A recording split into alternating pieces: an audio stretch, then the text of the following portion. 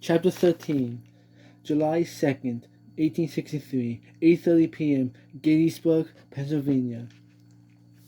It was getting dark when they arrived. The fighting had ended for the day. At first, the about news about the day's fighting seemed grim.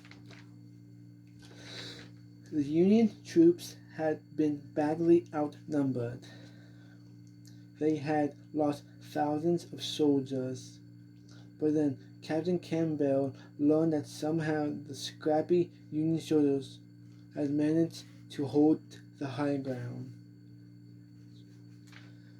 Our cannons are in the hills, he said. We're dug in.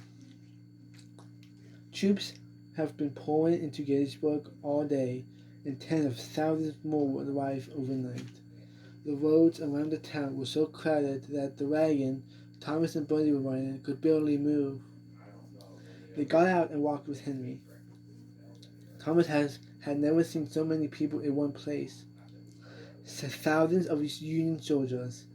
As they made their way through the town, it seemed that every inch of grass was covered by a tent. Supply wagons lined the road. Horses and mules were tied to every fence and tree. Henry talked to some of the soldiers they passed, eager for news of the day's fighting. But these men were just arriving too. Some men looked more ragged than Buddy's doll. One soldier said his regiment has been marching for more than 3 weeks. Buddy stared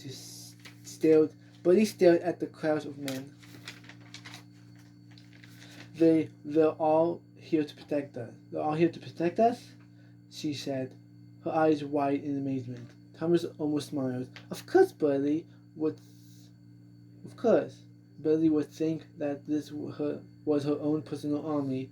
Then he picked up Buddy. Yes, Bud, he said. They are here for you. Thomas could see Henry wasn't joking. Maybe Buddy wasn't wrong.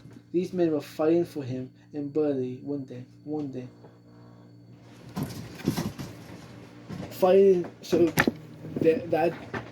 that they could be free. Henry carried Buddy as they passed a long line of supply wagons stuck on the side of the road. Suddenly, Buddy gasped. Look at those men, she cried, pointing. Thomas turned, and he too stared at the crowd of men surrounding the front wagon. They look back at us. They look like us, Buddy exclaimed. The men were black. They're teamsters, Henry said. They're paid by the Union Army to run supplies from camp to camp. It's tough work. Dangerous, too. We've got thousands of those men working for us. We couldn't fight this war without them. Thomas felt a jolt of excitement. Those men were free. They were working for the Union. Hello, Buddy sang out as he passed, waving manly. Hello. The men looked up in surprise. Their tired and dusty faces melted into smiles at the sight of Buddy. Thomas wished he could talk to them. Where they had come from, how had they gotten here? But there was no time. The regiment had been ordered to set up camp in a wooded field outside of the town and wait for the orders. We're in for a tough battle tomorrow, Captain Campbell said. Get rest now, but be ready, men. The men dropped their bedrolls and knapsacks and collapsed to the ground. They peeled off the boots and socks and watched their blooded and blistered feet. And then most of them fell asleep, not even bothering to eat supper or spread out their blankets. Thomas and Buddy slept too, but sometime later that night, the entire camp was awakened by the bourgeois, followed by Captain Campbell's booming voice. Wake up, men, he bellowed. The time has come. The men staggered to their feet and gathered around the captain. We will march across the ridge and take up a position in the hills, the captain announced, pointing into the darkness behind them. By morning, the rebels would be on their attack. Our mission is to help hold the ground. Just hours ago, the men had looked so ragged and battered that they could barely stand. Now they were alert, standing strong. The fight would be fierce, the captain said. The rebels will come at us hard. They will fight with all their might to knock us from those hills, to crush us. But we will hold our ground, men. We will hold our ground. The soldiers listened with heart expressions. Yes, Captain, a soldier yelled. We will hold the ground, another shouted another. The captain looked around, his steely gaze seeming to fall on each and every man. This is it, men, he said, his voice rising. Everything has led us to this place, to this moment. This is our time. Someone shouted out a word. Fredericksburg! It seemed to hover there in the air. Someone else shouted out, and then more and more until the shouts were a wide-chanting chorus. Fredericksburg! Fredericksburg! Fredericksburg! The men pumped their fists, the eyes fury. And at first, Thomas didn't understand. Why would they want us to remember that terrible battle, where the regiment had lost so many men? Were they thinking they would lose this battle too? But as the chants grew louder, Thomas could see that the men were turning that day into something new, something strong, something strong that they would take with them into battle. Finally, the captain held up his hands. Let's go, men! As the men scrambled to line up, Henry took Thomas' side. You and Buddy will stay here with Homer and Les, he said. They will keep you safe. You will stay with them no matter what. Thomas nodded, and men shouted to Henry. Come on! Henry ignored him. He put his hands on Thomas's shoulder, and he looked at him straight in the eye. Remember what I told you, he said. During the march, that I want you and Buddy to come to Vermont. We will go, Thomas said. We want to go with you. Good, said Henry. You will have a fine and happy life there. I know we will, Thomas said. Captain Campbell was yelling now, ordering them to stop marching. And Thomas, we can't know what will happen out there, so I want you to make me a promise. He gripped Thomas tighter.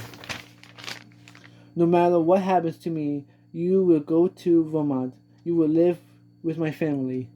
What was Henry saying? Promise me, Henry said, his eyes fixed on Thomas's. Thomas nodded weakly.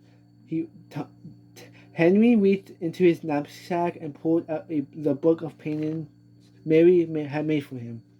Keep this for me, he said, slipping it into Thomas's shirt pocket. Then he put his hand on Thomas's head, nodded, and quickly turned away. A second later, he was gone. Chapter 14. When the fighting began, explosions of cannon fire were booming from both sides. The explosions got louder and louder and came so quickly that there was just one tremendous noise, as though every tree on earth was crashing to the ground at once. The earth shook. The earth under their feet shook.